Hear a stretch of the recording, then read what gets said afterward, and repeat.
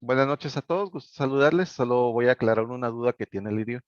Eh, Mire, cuando está trabajando flex, no se utiliza estaño o estaño con plomo y no se utiliza estaño de 183 grados, sino que se utiliza el estaño de 158 o el de 138.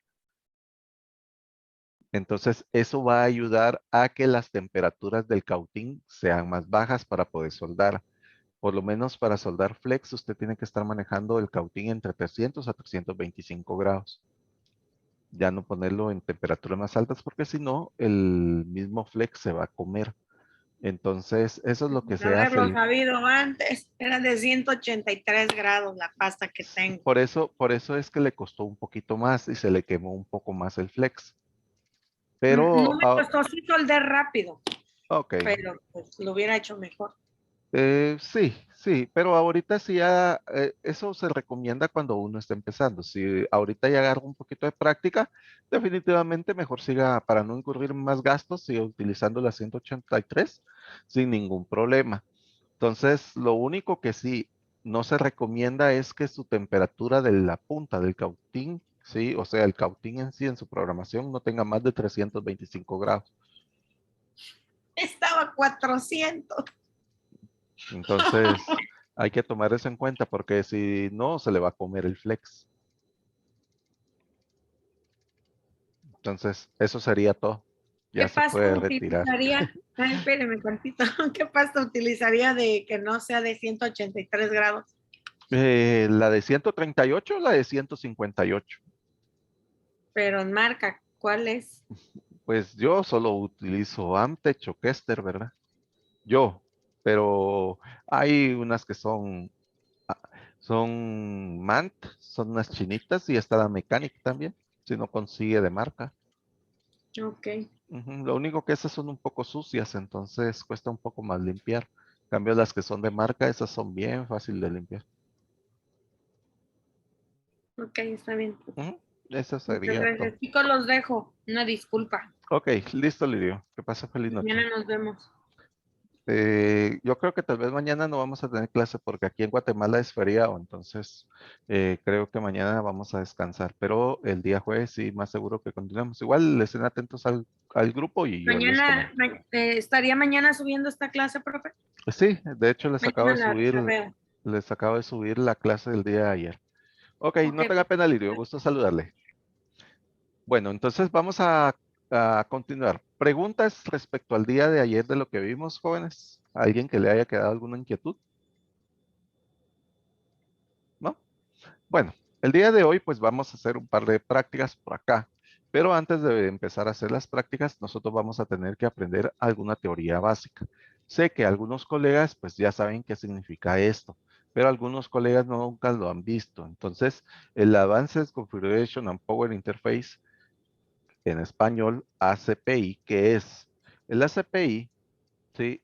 Es la configuración básica que vamos a tener en todos los equipos que se fabrican electrónicamente hablando, ¿sí?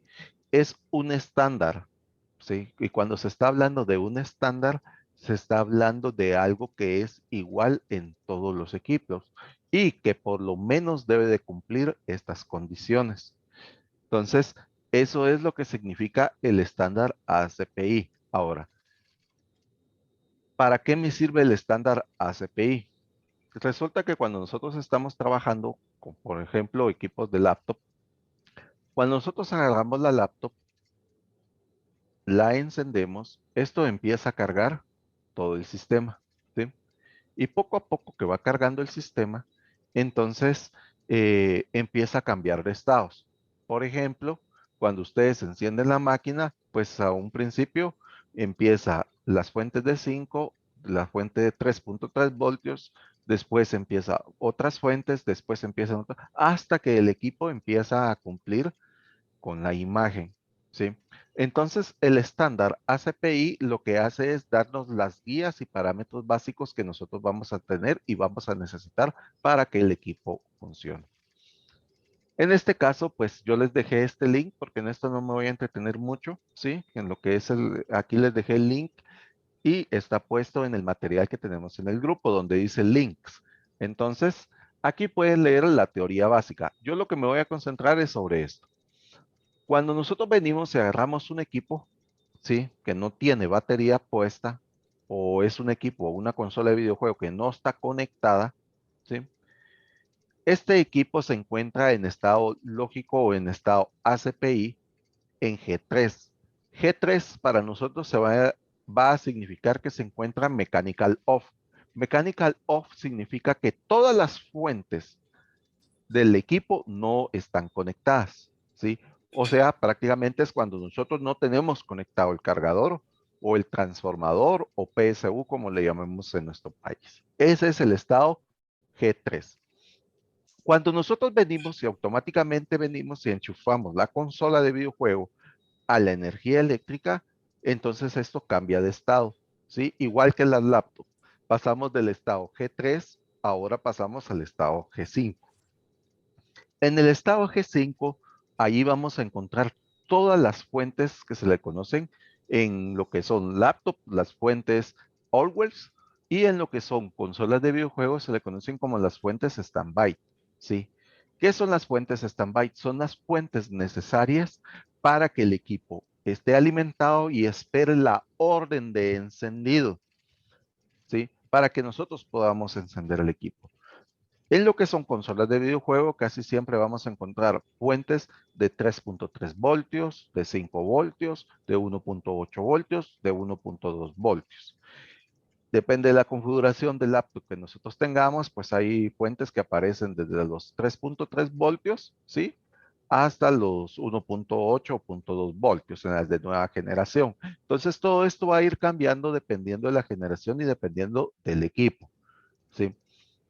Una fuente en Nintendo Switch, hablemos que sea en estado standby, ¿cuál sería? Por ejemplo, cuando nosotros conectamos el cargador tipo C, y ya sabemos que por protocolo de tipo C, esto va a aumentar la tensión y tenemos los 15 voltios. Eso es una fuente de standby. ¿Por qué? Porque pasa ese efecto. Otra fuente standby sería la fuente de la batería. ¿Por qué? Porque la fuente de la batería sabemos que siempre está tirando 4.2 voltios. También tenemos la fuente de 1.8 voltios. Tenemos la fuente de 3.3. Entonces, todas esas fuentes, dependiendo del tipo de placa y generación, van a ir cambiando en todos los equipos. Después de la fuente o los que se encuentran en estado S5, ¿qué es lo que comúnmente hacemos nosotros con una consola de videojuego? Venimos y presionamos el botón de encendido y el equipo empieza a encender, ¿sí? Como este es un proceso bastante rápido, pero cuando nosotros presionamos, cambiamos de estado, nos pasamos al estado S4 y al estado S3, ¿sí? En el estado S3 y S4 lo que ocurre es que se empiezan a encender todas las fuentes secundarias que necesita el equipo para empezar a funcionar. Después del estado S3 y S4 y S3 vienen las fuentes del estado S2, S1 y por último las del S0. ¿Cuáles son las fuentes que vienen por acá? Van a ser las fuentes que me van a servir a mí para alimentar mi CPU y poner a funcionar todo el equipo a la hora que estemos trabajando. Ahora, muchos colegas a veces dicen que esto no se aplica en consolas, pero esto sí se aplica. Cuando uno hace un análisis de secuencias de encendido, siempre pasan estos efectos. Primero funcionan siempre las fuentes de 3.3 y de 5 y de 1.8. Lo que pasa es que hay que estar localizando las fuentes. De hecho, en lo que son consolas de, así como el 360, en el Xbox 360 Slim, las fuentes principales que aparecen es la de 1.2, la de 1.8 en algunas consolas, la de 3.3 y la de 5, ¿verdad? Entonces, son diferentes fuentes. Por eso hay que tener en cuenta esto o esta teoría básica que estamos viendo. Esto es aplicable también para consolas de videojuegos. Entonces, esto es la teoría que vamos a ver el día de hoy, porque no nos vamos a meter tanto en esto, porque ustedes le van a dar una chequeada al material que se les subió en el link de la página que tenemos. Entonces, tenemos que saber que hay estados, ¿sí? G3 significa que el equipo no está conectado. S5 significa que está conectado el cargador. Entre el estado S3 y S4, lo que se encienden son las fuentes de RAM, ¿sí? Después de que pase ese proceso, entonces mandan las activaciones para las fuentes del estado S2, S1 y S0. En el estado S0 es cuando ya el equipo empezó a dar imagen, el CPU ya está alimentado y el equipo empieza a arrancar y ya está listo para trabajar. Con esta teoría básica, que es lo que teníamos que ver el día de hoy, pues nos vamos a quedar hasta aquí de lo que es la teoría. ¿Alguna pregunta? Esto es bien sencillo y creo que está bastante fácil. ¿Alguna pregunta, jóvenes? Yo tengo una duda. Sí. Muchas veces cuando uno, bueno, va a checar, o sea, los valores así de una tarjeta o algo, cuando se checa en modo stand-by y cuando se checa en modo sin, con multímetro, sin stand-by. No muy le ¿Cómo entendí la saber? pregunta. Es que, bueno, por ejemplo, ya ve que unos valores se checan en modo stand-by Ajá. y hay unas que, pues, no es necesario conectarlas pues, para checar los valores o algo. Ok. Si no tenemos conectado el equipo a stand, o sea, no tenemos conectado el equipo a la energía eléctrica, ¿en qué estado se encuentra, Omar? Si no estamos conectados, Ajá. Si no está conectado, ¿en qué estado está?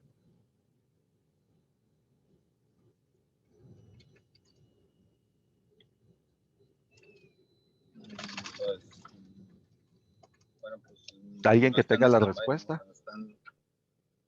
0 voltios, profe. Juan dice en 0 G3. voltios. No, yo pregunté G3, que si no que está se, conectado, por eso, G3. ahí está. G4. Por eso entendamos la pregunta. Y por eso les expliqué los de los estados, ¿sí? Porque es aplicable y por eso hay que poner atención a ese tema, porque esto nos puede salvar el pellejo en muchos casos, ¿sí? A veces hay equipos que nomás los conectamos en el estado G3, pasamos del G3 al G5 y la fuente se dispara y se apaga, ¿sí? A todos nos ha pasado eso, que es un corto directo en la línea principal y entonces nos apaga la fuente porque se protege, ¿verdad? Recordemos que el estado G3 es cuando no hay nada conectado, ni el cargador, ni una batería, ¿sí? Y entonces la pregunta sería, ¿qué vamos a medir en estado G3? ¿Qué podemos hacer en estado G3? ¿Alguna idea? Medir los principales, profe. ¿Cómo? Medir Ah, la resistencia entre positivo y negativo de las líneas para ver si no está en corto. exactamente, podemos buscar si alguna fuente está en cortocircuito. ¿Sí? ¿Qué más podemos hacer? Master, medir la alimentación de la RAM, en este caso, memoria podría ser. Medir la ¿Podríamos medir alimentación. alimentación? ¿Quién dice que sí o no? Vos pienso medir la alimentación, si es que vale o no vale el cargador. No, si no ¿Qué? está conectada, no se puede medir ningún voltaje. Exacto. Si no está conectado, no vamos a medir ningún voltaje. Por lo tanto, ¿qué herramientas vamos a utilizar cuando no está conectado el equipo? ¿Puede utilizar un osciloscopio? No, No. ¿Por qué? Porque el osciloscopio lo que hace es medir señales y para medir señales nosotros necesitamos que el equipo por lo menos tenga energía eléctrica. ¿Se entiende? Entonces, en ese caso, cuando ustedes estén trabajando con un equipo en G3, una de las herramientas de trabajo que vamos a utilizar, pues va a ser el multímetro. Ahora, en el multímetro pues vamos a utilizar dos tipos de escala. Vamos a utilizar la escala de ohmios y la escala de diodos. Cada una va a tener una aplicación muy distinta y va a depender de la zona donde nosotros estemos trabajando. Por ejemplo, ¿sí? Solo pregunto, ¿todos entendimos esto que estamos comentando? Si alguien no entendió, mejor que pregunte, porque no queremos seguir avanzando si hay dudas. ¿Sí? solo un aporte, se podría decir, y es no Listo. confundir G3 con S3. Exacto. Son dos estados distintos. Recuerden que el estado S3 pasa hasta después de haber encendido y después de haber presionado el botón de encendido. antes no está en estado S3. Por eso es que Buena esto es aclaración, ahí estaba mi como un confusión. escalón. Ajá. Ok, esto es como un escalón. Por eso es que si ustedes se dieron cuenta en la figura que yo les mostré, se las voy a poner otra vez aquí en pantalla para que lo puedan visualizar. Se dan cuenta de que la figura, ¿sí?, tiene diferentes estados. ¿Sí? Entonces, aquí nos está diciendo S5, pero aquí todavía le vamos a agregar G3, ¿sí? G3 no tenemos cargador conectado.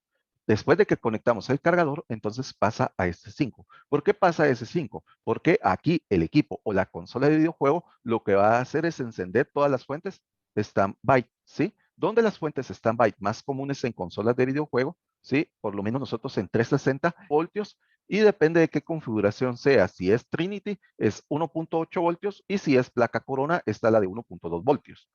En el caso de la consola de PlayStation, esto es para consolas de Xbox 360, ¿sí? 360 Slim. Pero para el caso de las PS4 es diferente. Por lo menos las PS4 Slim enciende la fuente de 3.3 voltios, aparece la fuente de 1.15 voltios. Aparte de eso, en otra sección hay una fuente también de 5 voltios y hay una fuente de 1.96 voltios. O sea, estas son las fuentes que se activan automáticamente cuando nosotros pusimos el cargador o pusimos el cable de energía eléctrica. ¿Sí? Entonces nosotros tenemos que saber esto, porque muchas personas confunden los estados. Una vez que ya tengamos esos estados o ya tengamos estas fuentes y nosotros vengamos a presionar el botón de encendido, ¿sí? Entonces cambiamos de estado. Ya pasamos del estado, ¿sí?, del estado 5 al 4 y al 3. En este estado, uno de los efectos más comunes que pasa en la mayoría de equipos, solo permítame, tengo que aceptar a alguien. Listo. Uno de los estados que más vamos a encontrar cuando esté en la sección del S3 es que la fuente de RAM se alimenta, ¿sí? El VRAM, ¿sí? Como le quieran llamar. Las fuentes de RAM están funcionando. Una vez que las fuentes de RAM están funcionando, se van a dar cuenta que sueltan dos líneas que se llaman sleep, ¿sí? El sleep S3 y el sleep S5 también aparecen en consolas de videojuego. Estas son dos líneas que nosotros vamos a tener cuando nosotros estemos trabajando con integrados que controlan directamente como un TPS. Un TPS, así como el 51196 que viene en las placas de la Xbox One, tiene dos líneas que se llaman S5 y S3, y estas están siendo soltadas directamente por el USB. Entonces, ¿qué puede provocar que una de estas dos líneas no funcionen? Es que el USB tiene una falla. Entonces, ahí nosotros tenemos que venir y tal vez posiblemente con un cambio de USB pueda salir esa falla, porque para eso nosotros tenemos que buscar el datasheet de ese componente y casualmente sí está. Entonces, cuando ya las fuentes de la RAM están funcionando, pasan las fuentes de ROM y pasan las fuentes del CPU. O sea que nosotros hasta este punto vamos a tener la fuente de vector. ¿Qué significa esto? Que, por ejemplo, yo tengo un equipo que prende y apaga, ¿sí? Es un decir, es un equipo que prende y apaga. ¿Qué sería lo primero que tengo que ir a buscar? Bueno, lo primero que puedo hacer es ver si la línea de V-Core, o sea, esta línea, se está intentando elevar la tensión. ¿Con qué equipo puedo utilizar ahí? Pues definitivamente un osciloscopio. ¿Por qué? Porque el osciloscopio sí va a marcar esa como subida que va a tener, ¿sí? Y si en ningún momento se levanta esa fuente, quiere decir que ni siquiera se está alimentando mi fuente de coro. Entonces mi cortocircuito puede venir hacia el estado más bajo. Y así voy yo descartando zonas de la consola, ¿sí? Así es como nosotros lo tenemos que hacer. Claro que esto va a requerir mucha experiencia y poco a poco lo vamos a ir entendiendo. Ahora bien, creo que hasta este punto para todos ha sido claros lo de los estados. ¿O alguien más tiene alguna otra duda? ¿No? Si no hay dudas, entonces miremos en pantalla. Nosotros comúnmente cuando tenemos una placa como la que tenemos por acá, ¿sí?, nosotros venimos y hacemos esto. Nosotros aquí tenemos diferentes zonas. Entonces, entre las zonas que nosotros tenemos que aprender a localizar son las siguientes. La zona que tenemos por acá, ¿sí?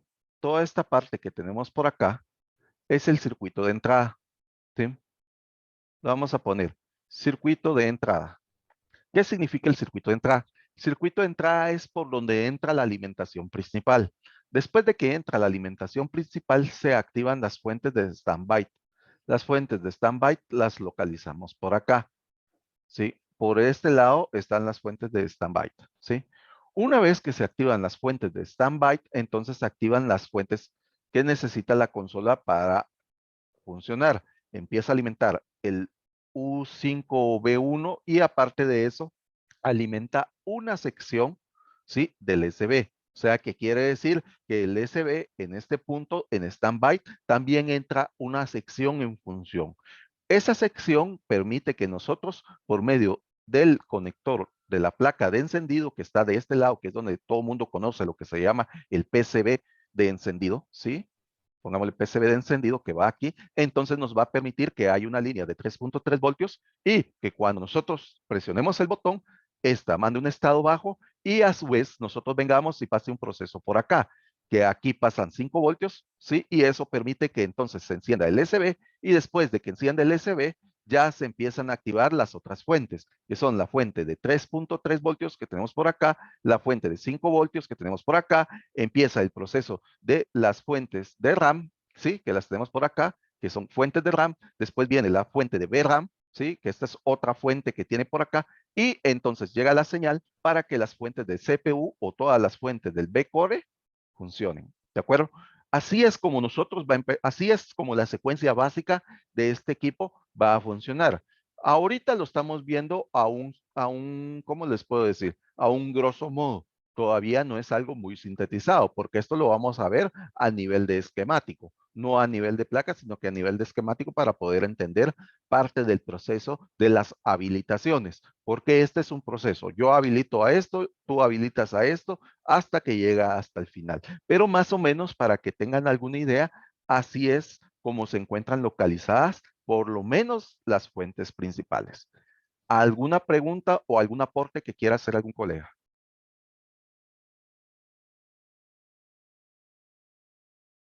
¿O todo está clarito? ¿O no me entendieron?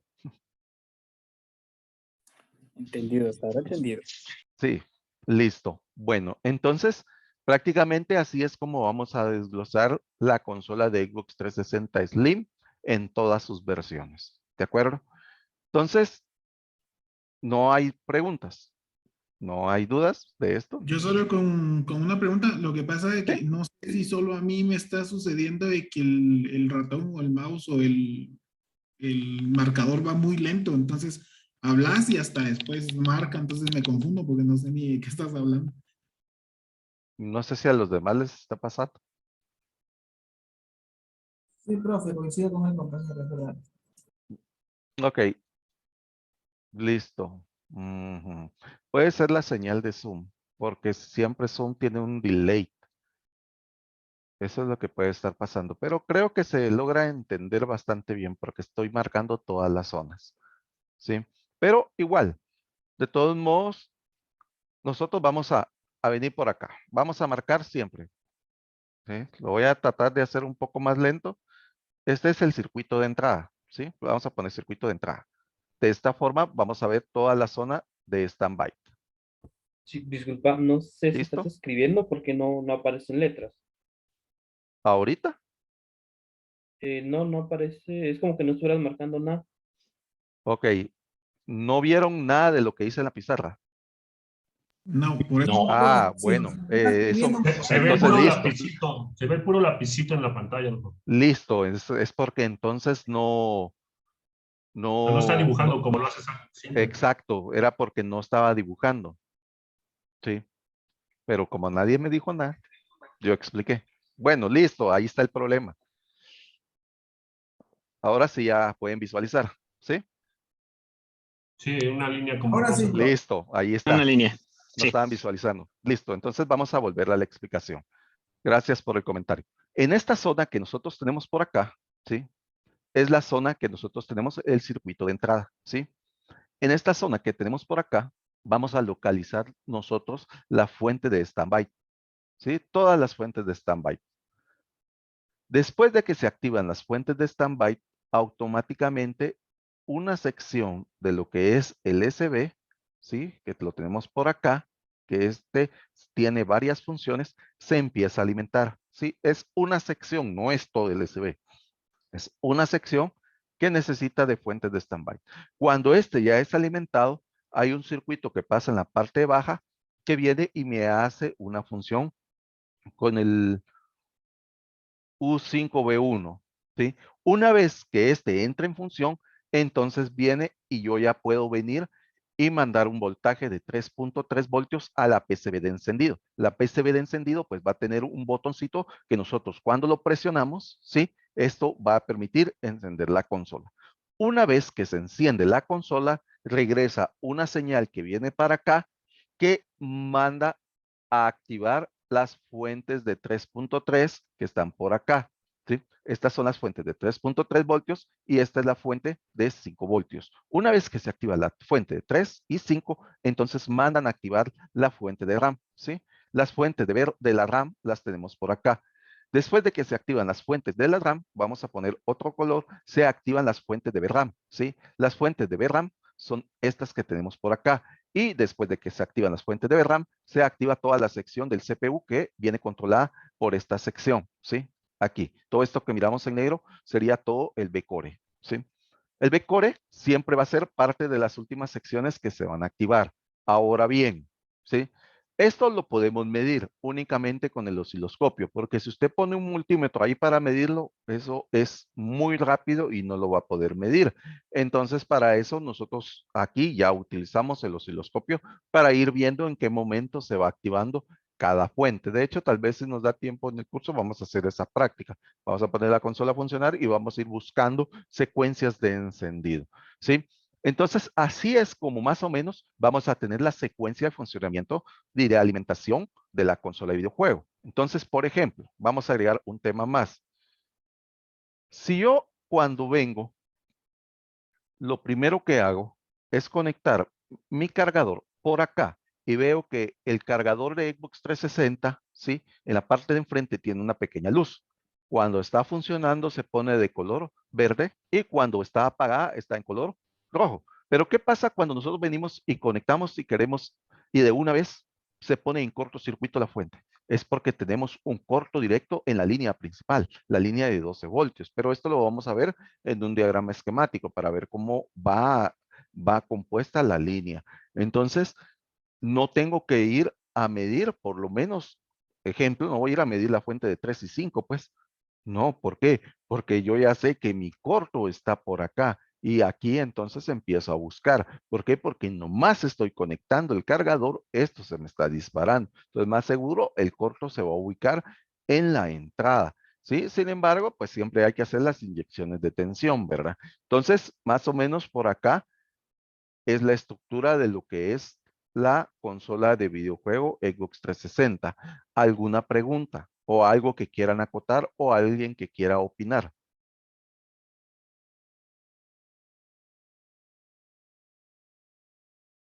¿O todo está Las claro? mediciones, perdón, pregunta profesor. Por ejemplo, sí, la explicación de la secuencia de encendido es que se van activando dependiendo de los estados, ¿no? En Sí. los cuales está. Ok. Entonces, aquí tendríamos que, por ejemplo, en el caso del osciloscopio, lo ideal sería usar el mayor número de canales posibles para poder ver qué secciones son las que se están activando y desactivando en un momento determinado. Sí, correcto. De hecho, la recomendación sería que tengamos el osciloscopio de 4 canales, porque entonces vamos a poder evaluar de 3 a 4 canales simultáneamente. Entonces, podríamos poner a evaluar, ejemplo, cuando se alimenta esta fuente, ¿sí? La fuente de 3, que sería esta que tenemos por acá, la de 3.3. No quiero que nos enfoquemos ahorita y ustedes estén apuntando, porque esto lo vamos a ver ya despacio. Aquí está la fuente de 1.8 voltios, porque esta es una Trinity, y aquí está la fuente de 5 voltios. Entonces, por ejemplo, yo puedo hacer un análisis de estas 3 fuentes. Yo personal, por lógica, me dice qué fuente se va a activar primero, la de 3 o la de 5. ¿Qué opinan ustedes? Los que tienen experiencia no lo digan. Quiero saber su opinión de las personas que no tienen experiencia. ¿Cuál fuente se activa primero? No, profe, yo de consolas de PC no sé nada. Discúlpeme. No, como me pero pone- no importa si nos dedicamos a consolas o a la... ¿Cuál es la lógica? ¿Cuál creen ustedes que se alimenta primero? Ok. La de 3, la de 1, la de 5. ¿Cuál creen ustedes? O sea, por lógica. La de 5. Ok, la de 5. ¿Qué dicen los demás? La de 5, profe. La de 5. Ok, y es correcto. En lo que es, perdón, Alex, en lo que es esta consola de videojuego, en su estructura, cuando estemos viendo esta parte en el esquemático, necesita que la fuente de 5 esté funcionando, ¿sí? Que es esta pequeña bobina que nosotros miramos por acá. En la parte baja está el controlador. Entonces, esta fuente de 5, ¿sí? Es necesaria que esté funcionando para que la fuente de 3, que está por acá, que es de 3.3 voltios, y la fuente de 1.8, en este caso, que es una consola Trinity, funcionen. Si esta fuente está mala, esta y esta no van a tener tensión, y entonces ni siquiera olvidémonos que vayamos a tener los 3.3 voltios en la placa de encendido, que es lo necesario para poder hacer el cambio de estado y el equipo pueda encender. Entonces, por ejemplo, un equipo que solo está sonando y sonando, lo primero que vamos a revisar son las alimentaciones standby que estén correctas. ¿De acuerdo? Entonces, eso es como que algo reglamentario que vamos a empezar a tener. Ahora, ¿cómo sabemos que la fuente de 5 se activa primero? Puede ser que por experiencia, por mediciones anteriores, pero cuando estemos analizando el diagrama, el mismo diagrama nos va a dar la respuesta del por qué es que se alimenta esa fuente. ¿De acuerdo? Entonces, ahorita lo hicimos así como que por experiencia, pero cuando evaluemos nuevamente el diagrama, pues vamos a poder confirmar esa experiencia que nosotros tenemos. ¿Algún comentario o alguna pregunta? Profesor. Profe, bueno, sí, sí. No, primero. Hable, compañero. Ok, profe, bueno, se podría decir que son filtros entonces de entrada de voltaje los que tienen que pasar por cada una de la tarjeta, ¿no?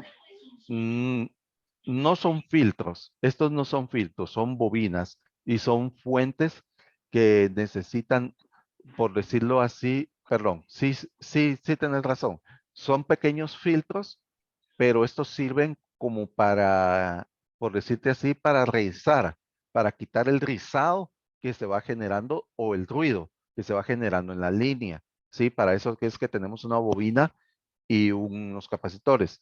No nos confundamos con que esto es una fuente, un buck converter, ¿sí? Porque este no es un buck converter. De hecho, cuando ustedes lo miren, se van a dar cuenta que son dos reguladores distintos y lo máximo que aguantan es 1 amperio.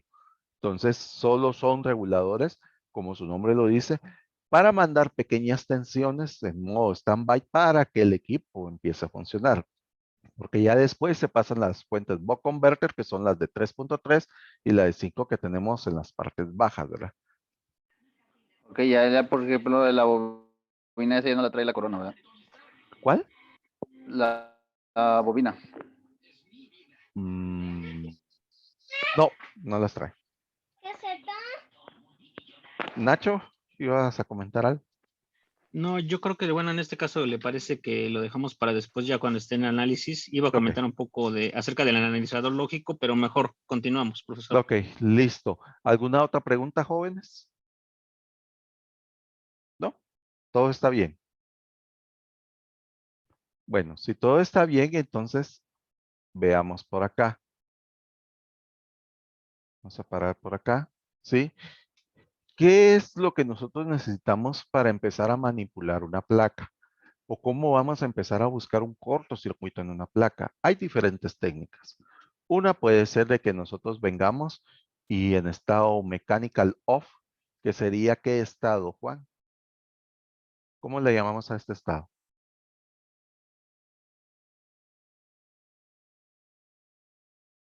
Juan, andamos despiertos. A ver, Omar, ¿cómo le llamamos a este estado?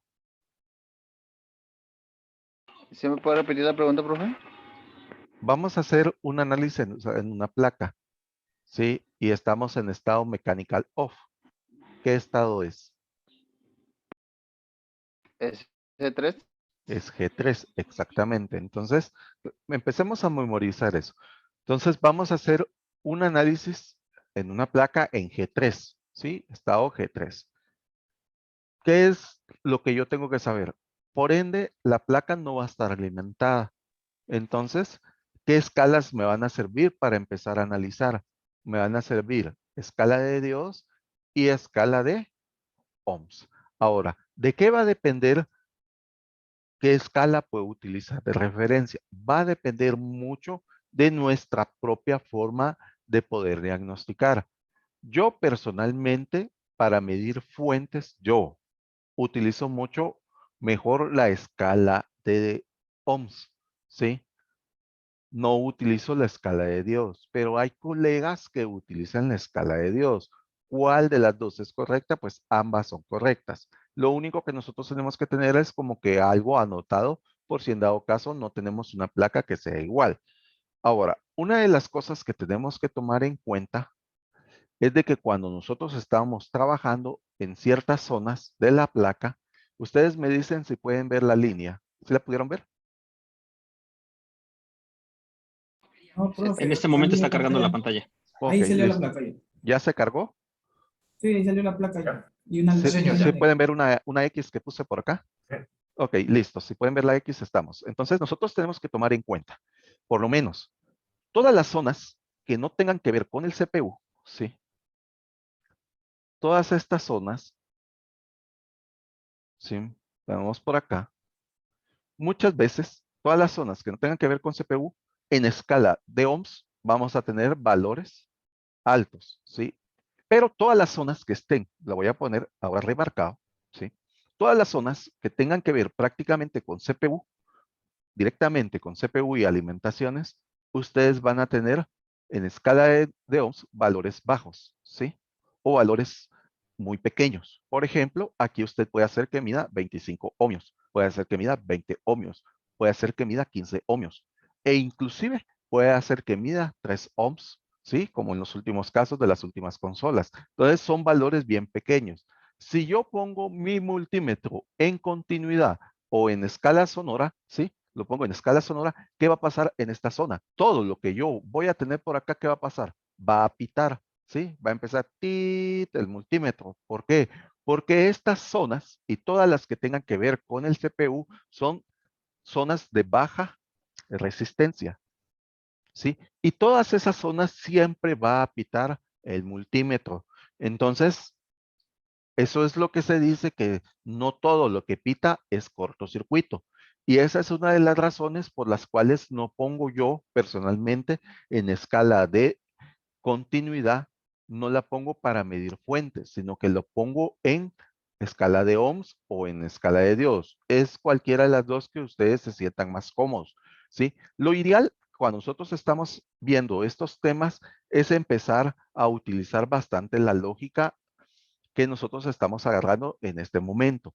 Por ejemplo, si yo voy a medir en esta zona que está muy alejada del CPU, pues por ende los valores aquí van a ser bastante altos. Inclusive pueden ser valores de kilo ohms, mega ohms o inclusive su multímetro les puede marcar como un open line, o sea, como una línea abierta, porque es un valor tan grande que la escala del multímetro no la puede medir. Pero ya nuevamente en todas estas zonas va a ser un valor mucho más bajo. Ok, listo. Entonces, sabiendo esta parte de la teoría, cuando nosotros venimos y estamos buscando un cortocircuito en una fuente, pues lo que hacemos es que vamos a venir y poner nuestro multímetro en escala de ohms, ¿sí?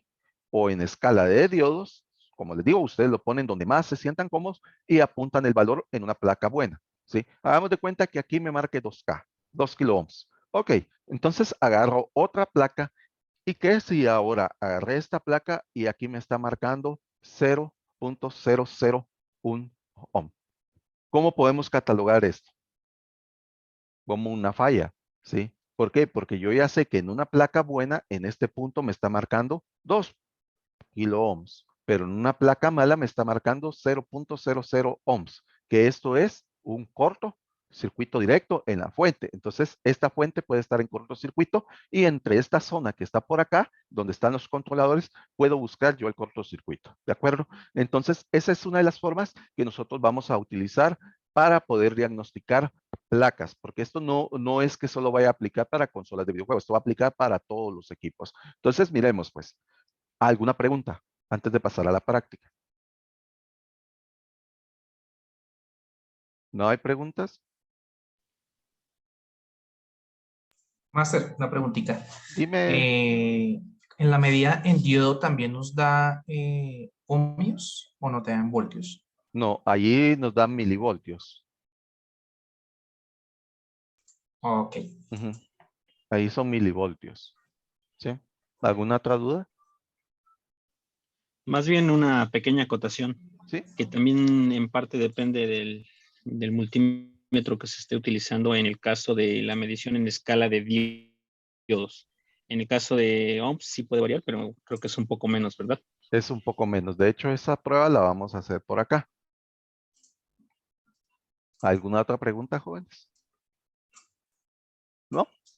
Bueno, entonces en este caso voy a poner una placa de una consola muy distinta. Lo que yo quiero que podamos aprender acá es que a pesar de que estamos haciendo un curso que tiene que ver con Xbox 360, lo que quiero que se den cuenta que las técnicas de medición funcionan para cualquier equipo.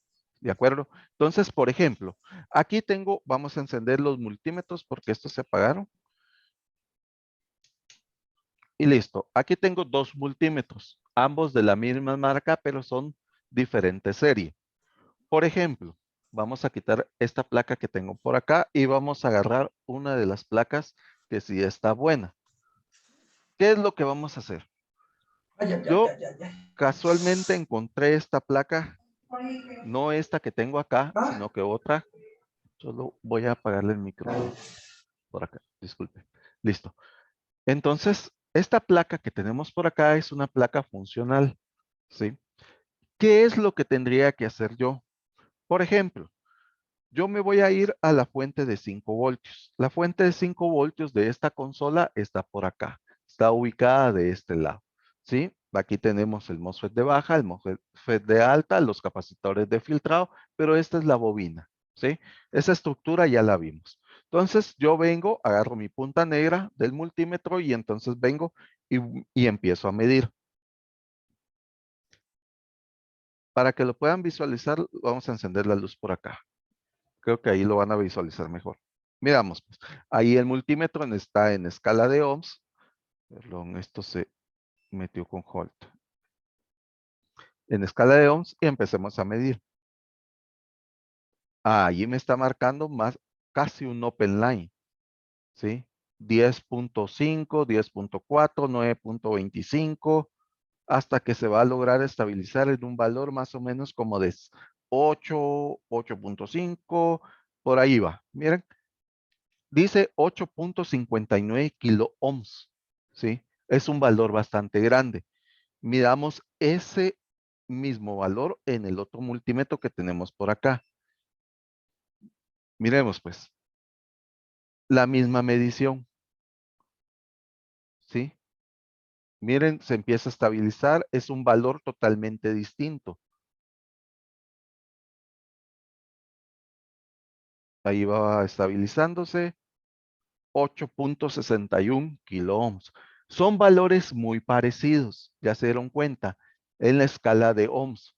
A pesar de que los dos multímetros son y la misma marca, pero son diferentes líneas. Eso quiere decir que si yo vengo y utilizo otro multímetro de otra marca, el valor va a variar. Puede ser un valor un poco más alto o un valor un poco más bajo. Pero la importancia es de que esto tiene un valor correcto. Esta bobina está marcando correctamente. ¿Qué es lo que hago yo? Tomo una fotografía y empiezo a documentar. Entonces, ¿cómo sé yo cuándo me va a marcar cortocircuito esto?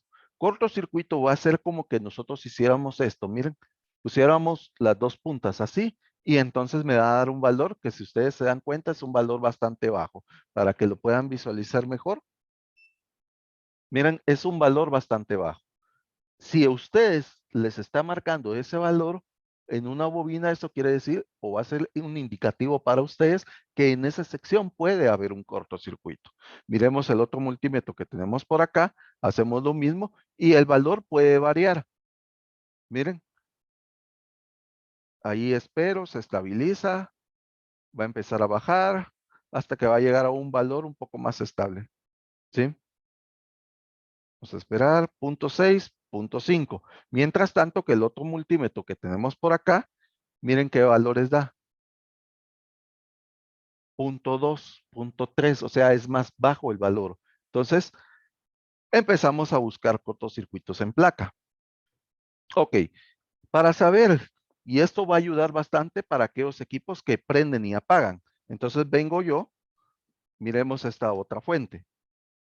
Quiero que la puedan visualizar. Ahorita es una placa de Play 4, pero las técnicas se utilizan exactamente igual. Miren, aquí tenemos otra fuente. Hagamos la prueba. Pongamos esto por acá. Miren qué valores tengo ahí. 79.7 ohms. Ya no son kilo ohms. Miremos a ver qué pasa en la escala sonora. Ahí está sonando. Ahí suena el multímetro. Si yo vengo y pongo esto por acá, bueno, en este caso este multímetro no suena, ¿sí? Todavía no suena, pero posiblemente el otro multímetro que tenga por acá, vamos a pasarlo a escala sonora. Sí, ahí está. Vamos a hacer exactamente la misma medición. Y bueno, en este caso no marcó, todavía marcan un valor más bajo, pero hay multímetros que sí les van a marcar por acá, van a empezar a pitar si usted lo tiene en continuidad y entonces ahí lo puede confundir si no tiene experiencia en esto. Por eso es que les digo que lo pongan mejor en escala de ohms. Ahora, ¿qué pasa con las zonas que sí están cerca del CPU? La zona que está cerca del CPU son todas estas bobinas que ustedes miran por acá. Todas estas son las fuentes de alimentación del CPU en este tipo de equipo. Cuando yo vengo y coloco las puntas del multímetro, miremos. Ahí sí es, ahí está en escala sonora y ahí me está pitando el multímetro, ¿sí? A lo lejos lo van a escuchar. Esto está sonando. Entonces, esto me puede confundir a mí de que pueda ser un cortocircuito. Pero en realidad esto no es un cortocircuito. Entonces, por eso es que yo mejor pongo la escala de ohms por acá y entonces empiezo a medir. Y más o menos cuánto me está dando. Empiezo a fijarme y más o menos son como 14 punto y algo de ohms. ¿Sí? Eso quiere decir que en este caso, en un equipo funcional, más o menos eso me tiene que estar dando. Ahora, ¿qué pasa en un caso que nosotros tenemos por acá? En un caso que nosotros tenemos por acá, para poder analizar un cortocircuito, nosotros tuvimos que quitar unos jumper que trae esta consola. Algunas consolas van a traer estos jumper que ustedes los pueden ver por acá. En este caso, nosotros tenemos este equipo que nunca encendía las fuentes de B-Core. ¿Sí? Jamás. Resulta que cuando nosotros quitamos todos los jumper o empezamos a medir todas las bobinas, acá todas marcaban cortocircuito. Entonces, una de las técnicas que pueden utilizar ustedes para poder quitar y ver de qué lado les queda el cortocircuito es quitar las bobinas, ¿sí? Quitar las bobinas. Quiten la bobina y entonces ya les queda la zona dividida. En este caso es más fácil porque tenemos un jumper. Si ustedes se dan cuenta, por acá teníamos un jumper. Miramos pues. Vamos a poner una punta por acá y vamos a poner la otra punta acá. Ahora, fijémonos en el multímetro. Me está diciendo que ahí hay 11.54 kilo ohms. O sea, es un valor bastante grande. Pero, ¿qué pasa cuando yo mido de este otro lado? ¿Sí? Es un corto directo, miren. ¿Sí? Es como que yo tuviera las puntas de esta manera. ¿Ya? Miren, ahí están los valores que me está dando. Más o menos, a veces llega a 1 y después regresa. Prácticamente quiere decir que el cortocircuito de este equipo está para el CPU. Y yo ya hice un par de pruebas por acá y esta tiene el CPU quemado. Entonces, por esta, yo ya sé que aquí ya la acabo de diagnosticar y no voy a estar luchando por tratando y no tengo nada que ir a hacer a la fuente de 5, no tengo nada que ir a hacer a la fuente de las RAM, cuando me estoy dando cuenta que las fuentes del B-Core o del CPU son las que no están funcionando, ¿sí? Entonces aquí este equipo se diagnostica 10, 15 minutos con solo estar tomando las mediciones de multímetro, porque yo ya sé que es un equipo que prende y apaga. No siempre van a ser las fallas de esta manera, ¿de acuerdo? Pero este es un vivo ejemplo del cual nosotros podemos tomar para buscar un cortocircuito en las placas, ¿sí? Por lo menos en el área de fuentes. Ahora bien, ¿alguna pregunta? Profe, una consulta. Dígame. En lo que son las bobinas, bueno, pongo el multímetro en ohmio, ¿verdad? Pongo punta negra a la tierra y mido con la roja, pero ¿sería a un solo lado de la bobina o a los dos lados de la bobina? Esa parte es lo que me quedó claro. Es solo a un lado, Santiago, porque recuerda que la bobina internamente es como un cable. Entonces, eso te va a marcar de los dos lados de donde estés midiendo. Ya, profe, y aunque la bobina esté cerca del procesador, igual tiene que haber un valor, ¿verdad? Eso sí Sí, sí, exactamente. No te puede dar un cortocircuito. Te tiene que dar Ok, un valor. Por ejemplo, aquí tengo una placa de una consola de PlayStation 4 Slim. Quiero que se den cuenta de algo. Los valores que marcan estas bobinas son bien bajos. Miren, pues, yo no sé si este está en corto o no está en corto. Vamos a poner nuestra punta negativa a tierra, la punta positiva en la bobina y midamos. Miren, son más o menos entre 2 a 3 ohms que marca, ¿sí? Y este es el valor bueno de un CPU bueno. Si ustedes estuvieran aquí poniendo esto en continuidad, siempre les va a pitar y eso los puede confundir, ¿de acuerdo? Entonces, en este caso, el ohmiaje de este CPU, cuando ustedes lo miden por acá, es alrededor entre 2.3, 2.8, algunos multímetros marcan 2.9 y 3 ohms, ¿sí? Pero la mayoría marca lo que nosotros tenemos por acá, que es alrededor de 2.3 ohms, ¿de acuerdo? Entonces, en este caso, pues no hay cortocircuito también. Ahora miremos bien. Aquí tenemos un XGPU de una consola de videojuegos de Xbox 360. El día de ayer estábamos hablando de quitar el iHash y yo les decía que ustedes tienen que meter de este lado la cuchilla para poder quitar esta como goma que se mira por ahí. Una vez que quitan toda esta parte, ¿por qué es que yo les dije que empezaran por acá? Porque ya se dieron cuenta que en esta parte tienen varios condensadores. Y si ustedes vienen y meten mucho su cuchilla, Kianli, entonces se pueden llevar estos condensadores y entonces les va a tocar trabajar un poquito más. Con mucho cuidado se quitan estos iHash, ¿sí? Cabal allí se nota y lo pueden visualizar. Entonces, por ejemplo, ¿cómo puedo saber yo en una placa de Xbox 360 cuándo una de las zonas del CPU puedan estar en cortocircuito? Por ejemplo, aquí, bueno, esta placa ya está muy maltratada, pero aquí tenemos todas las fuentes del V-Core y estos son los capacitores electrolíticos que van hacia la fuente del V-Core. Una de las técnicas que yo puedo utilizar es que vengo, pongo mi multímetro y me pongo a medir ahí. Vamos a ver si esto está en cortocircuito. Esto no está en cortocircuito, ¿sí? Por lo menos esta línea no tiene cortocircuito. Vamos a medir la otra parte que nosotros tenemos por acá, ¿sí? Aquí tenemos las líneas del VRAM. Vamos a ver cuánto me está midiendo por acá. Ah, es un valor muy distinto. Son 47.1 ohms. Miramos la línea de la RAM, que está por acá. La línea de la RAM más o menos me está marcando 191 ohms. Entonces, estos tres indicativos de valores, yo ya puedo decir que por lo menos hasta este punto, posiblemente este CPU esté bueno, pero puede hacer que tal vez tenga un daño interno y etcétera, etcétera. Por lo menos ahí ya descarté que las fuentes de esta máquina que alimentan o que dependen o que van al CPU están malas o están buenas. Por ejemplo, aquí tenemos otra placa y vamos a hacer la misma prueba. Aquí profe, ¿y y cómo midamos. sería la prueba ahí? Midiendo con multímetro. ¿Sí? midiendo directamente en la placa. Porque aquí yo ya sé, ahorita porque no lo hemos visto, pero en esta ubicación está toda la fuente del VRAM. Entonces aquí van unos capacitores electrolíticos que vienen y si se dan cuenta, aquí toda esta línea viene directamente a alimentar una sección del CPU.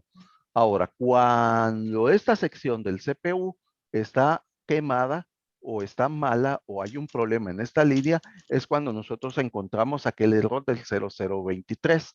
Entonces el 0023 va a venir relacionado muchas veces porque alguna parte de la fuente buck converter que alimenta el VRAM tiene algún problema o inclusive la sección del CPU que está acá tiene un cortocircuito y ustedes, como dice el buen YouTube, cambia este capacitor cambiando 20 veces y resulta que lo que tienen malo es la línea. Entonces, ¿cuáles son las pruebas que hacen para esta línea? Simple y sencillamente ponen su multímetro como lo acabamos de ver, miden así como lo estoy haciendo en este momento, ¿sí? Y ahí si miren un valor en ohms, más o menos de 52, 43, 40 ohms, quiere decir que esa zona se encuentra libre de cortocircuito, ¿de acuerdo?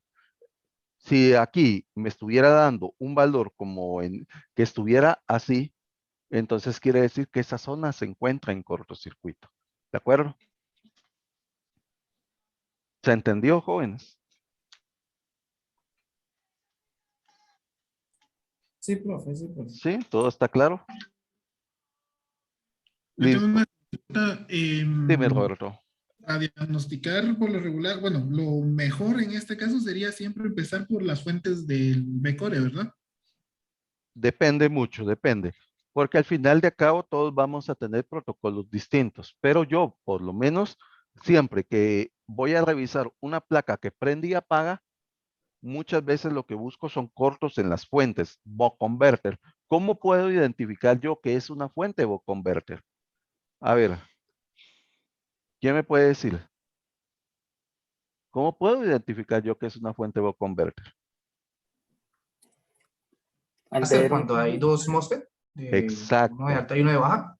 Sí, yo ya sé que obligadamente debo de tener un MOSFET de alta, un MOSFET de baja, una bobina y va a haber, ¿qué más? Un controlador y aparte de eso, un capacitor. ¿De acuerdo? Porque eso es lo principal, eso es lo más básico. Si yo les pregunto, a ver, aquí hay dos MOSFET, hay una bobina, hay un controlador, ¿qué les está indicando esto? Que esto puede ser una fuente buck converter. Miremos de este lado, una bobina, dos MOSFET, un capacitor, casi seguro que esto también forma parte de una fuente buck converter. Ok, miremos el lado del CPU. ¿Sí? Aquí tengo dos MOSFET, pero cuando me voy de este otro lado también tengo dos MOSFET. ¿Por qué tiene dos fuentes y dos controladores? Porque esta fuente es la del V-Core y la fuente del V-Core siempre va a tener más controles de sensado, más controles de protocolos de comunicación. Van a haber más cosas en esa zona, ¿de acuerdo? Si yo, por ejemplo, vengo y estos son los capacitores perdón, son capacitores, se me fue el nombre. Están los que están en serie de acoplo y desacoplo. Por lo menos estos capacitores son los de desacoplo, ¿sí? Eso después lo vamos a ver. Si yo mido un capacitor de desacoplo, ¿sí? Ahí está, miren, me está dando un valor, pero ya se dieron cuenta que es un valor bajo. Yo no sé si este lado es la tierra o es la línea, ¿sí? Miramos de este lado. Ah, el otro lado era la tierra. Miren, este lado es la línea. Ahí, ¿cuántos ohmios tengo? Ah, como ni siquiera está el CPU puesto, me está dando un valor bastante alto, ¿sí? ¿Y cómo sé yo que eso depende del V-Core? Simple y sencillamente sigo la línea, miren. Toda esta parte que viene por acá es la que va a alimentar todo esto, ¿sí? Todos estos capacitores que ustedes miran por acá son los capacitores de filtrado. ¿Sí? En su momento vamos a hacer pruebas, vamos a quitar capacitores y poner para que se den cuenta cómo va afectando la línea. ¿De acuerdo? ¿Alguna pregunta, jóvenes?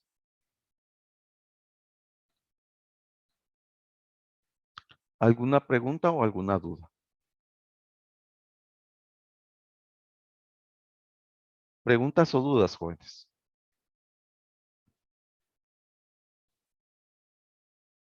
Profe, lo mismo se hace con el MOSFET en fuente, para ver si el MOSFET es corto en el sentido de ohmios. O sea, pongo el multímetro en la punta negra a tierra y con la punta roja en ohmio, reviso las tres patitas del MOSFET.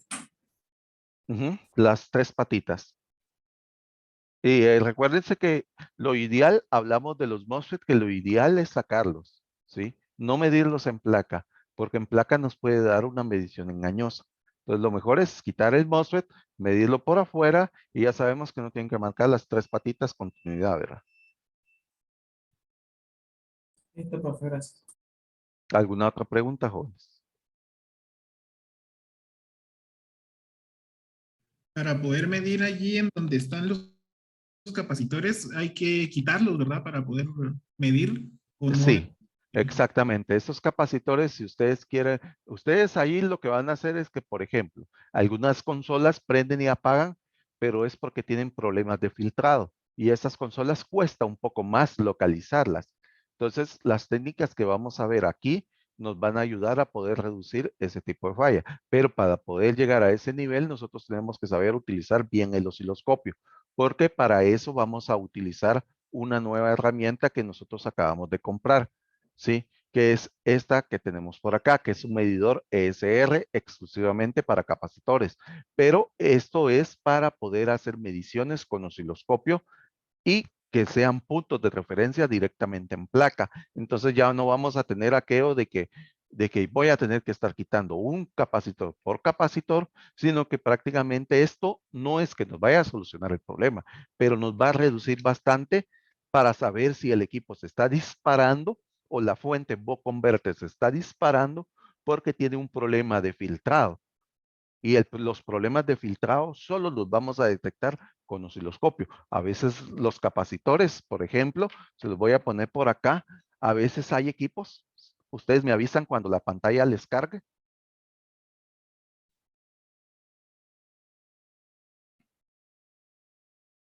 ¿Ya les cargó? Ya cargo en este momento. Ya, listo. Algunas veces van a encontrar equipos que prenden y apagan, ¿sí? Vienen y funcionan un tiempo y después se caen. Usted lo vuelve a encender, y se cae. Vuelve a encender y vuelve a caer. Vuelve a encender y vuelve a caer. Y se están así, enciende y apaga, enciende y apaga. Y se da cuenta que sí llega a alimentar el backcore, sí llega a alimentar por acá, medio alimenta por acá. Obvio que se alimenta el core, todas las anteriores también se alimentan, pero se apaga. Y al que son estos electrolíticos, son los capacitores que alguno perdió valor, ¿sí? Perdió valor en capacitancia. Entonces, ¿qué es lo que va a marcar el osciloscopio? Por ejemplo, si la línea original de 12 voltios debe ser una línea recta, por acá vamos a poner 12 voltios, pero cuando se está midiendo o cuando esto empieza a funcionar, detecta esto, ¿sí? Este es un mal filtrado. Entonces, ¿qué es lo que pasa? Manda una orden al transformador y se apaga. ¿Sí? Y eso es un problema de filtrado. Y estos problemas cuesta bastante localizarlos, porque a veces uno piensa que es un cortocircuito y no, sino que el problema es un problema de filtrado. Y para poder, en vez de estar quitando capacitor por capacitor, lo que yo voy a utilizar es esta prueba que vamos a hacer nosotros en clase, que me va a ayudar a facilitar un poquito más mi trabajo. No es que sea la solución adecuada. Siempre la ayuda principal va a ser mejor quitar el capacitor, medirlo en un aparato que es para ESR directamente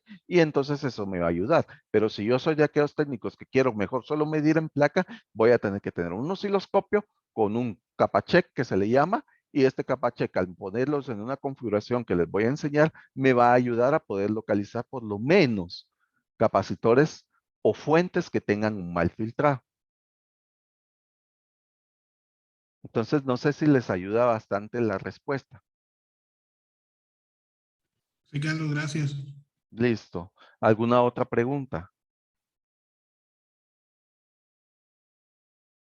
Preguntas, jóvenes. La idea es que pregunten. Si ustedes no preguntan, yo asumo que todo lo que expliqué se entendió bastante bien.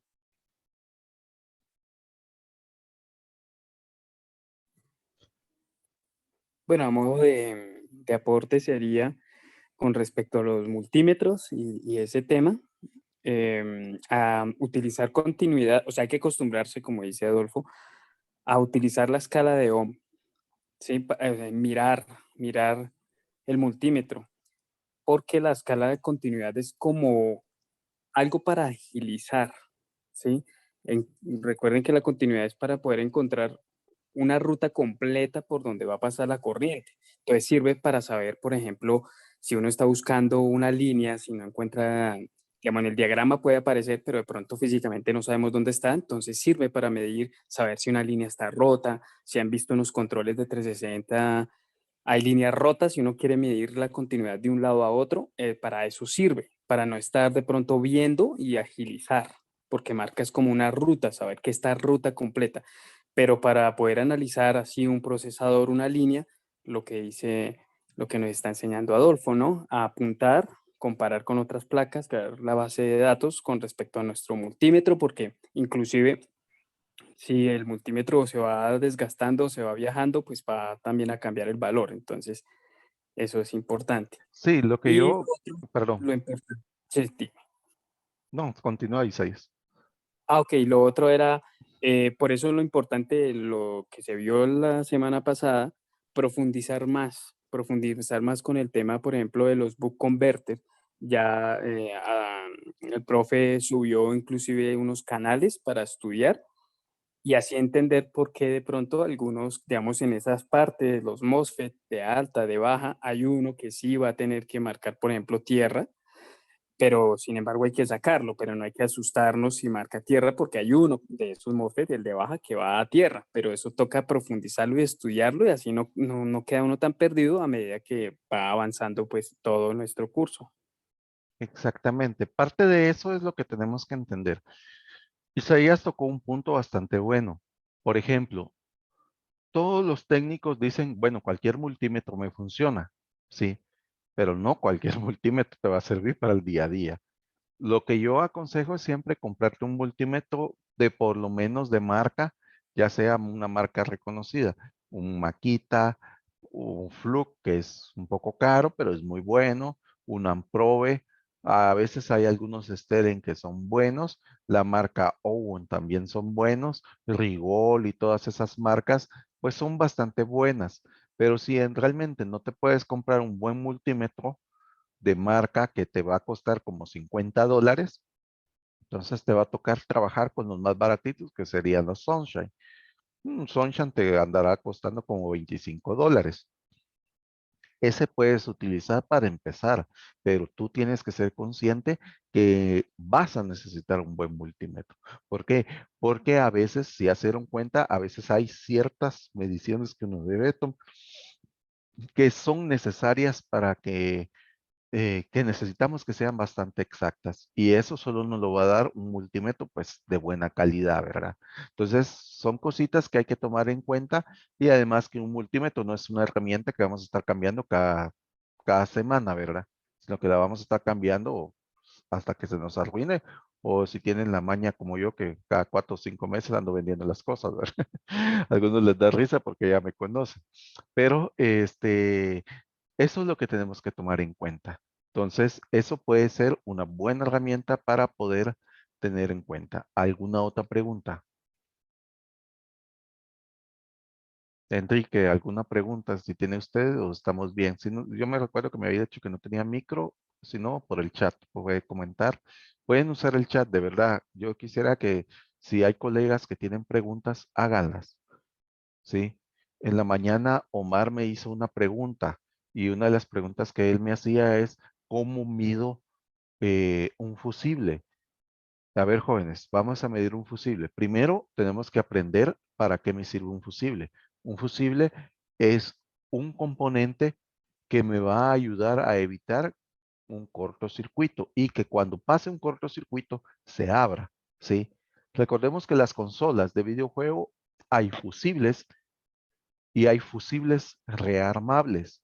Y los fusibles rearmables, ¿qué quiere decir? Que si aquí pasó un cortocircuito, se abrió, pero después de un tiempo se volvió a unir. Y ese es un fusible rearmable.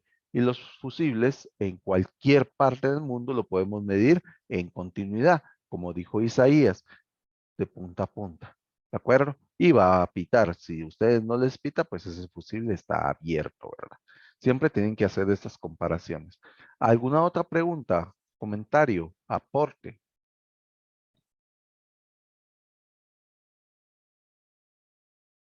¿No? Ok. Bueno, para muchos colegas creo que la clase del día de hoy, pues sí la sabían. Espero que también hayan podido retroalimentar un poquito de los temas que en teoría tenemos que saber en el día a día, pero esperamos que todo haya sido bien. Entonces, el día de mañana sí, definitivamente vamos a descansar y el día jueves vamos a continuar con la clase. Entonces, algunos días pues van a ser así como el día de hoy, que vamos a hacer algunas prácticas para que podamos medir, y algunos días van a ser en pura teoría, vamos a desglosar todo el estudio. Entonces, por favor, una de las cosas que sí les voy a encargar es que si en dado caso que no pase lo de hoy, tal vez yo estoy haciendo una explicación con el pencil, pero si ustedes no me dicen que no lo están viendo, entonces yo asumo que lo vieron, ¿sí? Porque hoy pasó eso y no sabía si lo estaban viendo o no. Entonces, a veces a mí se me olvida preguntarles si ya está la pantalla o si pueden ver las líneas que yo estoy haciendo. Pero cuando ustedes miran alguna explicación, tengan la amabilidad, me interrumpen, me dicen, miren, no se mira, y yo aquí acomodo las cosas, porque si no, entonces no vamos a poder tener esa armonía en la clase si yo me adelanto a algunos temas, ¿verdad? Entonces, tomemos eso en cuenta. ¿Alguna otra pregunta que quisieran hacer?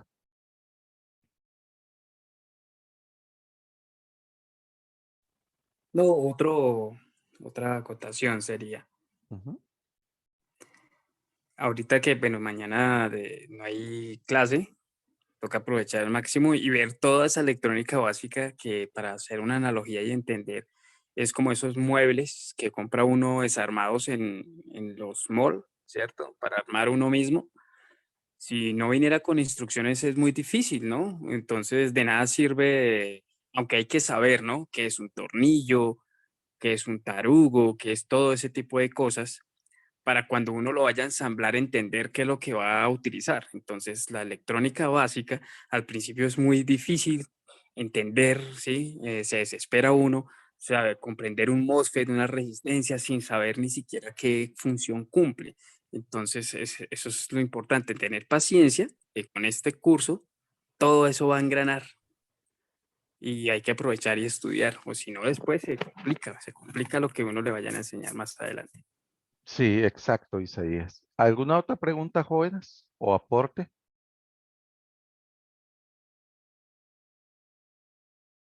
¿No hay preguntas? Aquí nada más un comentario breve. Nacho. Si es posible, digo, los muchachos que están comenzando tengan pues un pequeño multímetro a la mano, alguna placa a la mano para que también se vayan familiarizando y en caso de que haya una, digamos, alguna medición y si coincide con la placa que tienen en mesa de trabajo, pues puedan hacer la medición. Retroalimenta mucho eso, la teoría con la práctica. Sí, por eso es que el día de hoy la práctica en las mediciones que hicimos, no quise que fueras en una 360. Sí, lo que quería que, o el día de hoy que todos aprendiéramos, es que no importa el tipo de placa que tengamos. Si tenemos la teoría bien clara, sabemos qué es lo que vamos a hacer. Entonces, el día de hoy agarramos una placa de Play y una placa de 360. Y ya se dieron cuenta que en las dos tomamos las mismas mediciones, pero la teoría que utilizamos nos ayudó bastante a que podamos visualizar de una mejor manera, para no acostumbrarnos a que, no, es como eso es solo consola, solo allí me va a funcionar. No, sino que al contrario, si usted le llega a una laptop, pues entonces usted también va a poder tomar esas medidas. La mejor práctica que ustedes pueden tener o que todos nosotros podemos tener es cuando agarramos una placa y empezamos a hacer estas mediciones. Como dijo Isaías, si el día de mañana ustedes tienen un tiempo, agarren una placa y empiecen a tomar mediciones. Es la única forma por la cual van a romper el esquema en su mente de venir haciendo las cosas como antes las veníamos haciendo. Entonces, eso nos va a ayudar a mejorar y entonces a ustedes les va a ayudar a sacar más dudas conforme vayamos avanzando en el curso, ¿de acuerdo? Entonces, no sé si hay alguna última pregunta, jóvenes. Si no, entonces los dejo descansar por el día de hoy. ¿Preguntas o dudas? ¿No? Bueno, ok, jóvenes, entonces, por favor, nuevamente, si ustedes tienen algún equipo entre laptops o consolas de videojuegos y tienen algún problema, el grupo está para que ustedes también puedan preguntar. Y si alguien tiene un aporte, en el caso de hoy, Alex me escribió que él tenía un aporte de algunos controles, pueden subirlo al Drive. Por eso es que a todos les di acceso para que puedan subir información.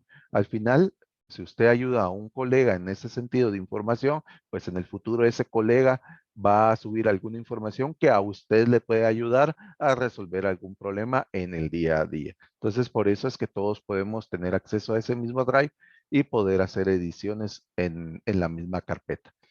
Entonces, creo que eso sería todo, jóvenes. Por el día de hoy voy a parar la grabación hasta acá.